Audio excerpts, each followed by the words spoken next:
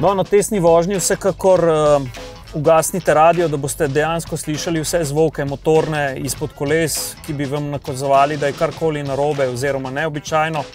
Zaenkrat pa moram povedati, da v prvih prevoženih kilometrih v gostem mestnem prometu ta avtomobil izkazuje, da je kar v dobri kondiciji, da je dejansko z njim tako, kot kaže servisna knjižica, se pravi, da je ustrezno vzdrževan.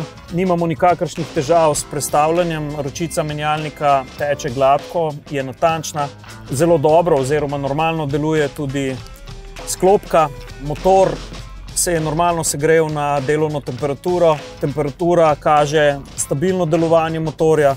Ravno tako lahko pohvalim odzivnost stroja. Skratka, avto deluje povsem normalno in tudi ne pušča nikakršnih nepričakovanih zvokov, ki bi morda nakazovali na okvaro podvozja oziroma na izrabo podvozja oziroma pogonskega sklopa. Na testni vožnji bodite pozorni tudi na zelo moteč zvok, ki bi se pojavil ob morebitni obrabi kakšnega od ležajev. Gre za tako moteč zvok, da četudi je neizrazit, ga bodo zaznala neizkušena ušesa, ker je dejansko taka frekvenca, da ga slišiš in te moti.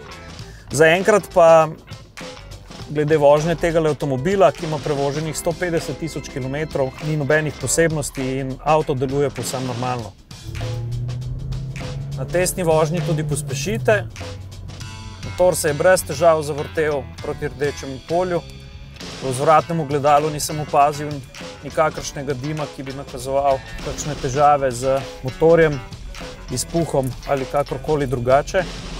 Pri preverjanju smerne stabilnosti čim bolj narahlo držite volan, pospešite in videli boste, ali bo avto lepo tekel v začrtani smeri ali se bo zgodil rahel ali bolj občuten odklon v levo ali desno smer. Če se zgodi odklon, to pomeni, da je po vsej verjetnosti potrebno nastaviti geometrijo podvozja.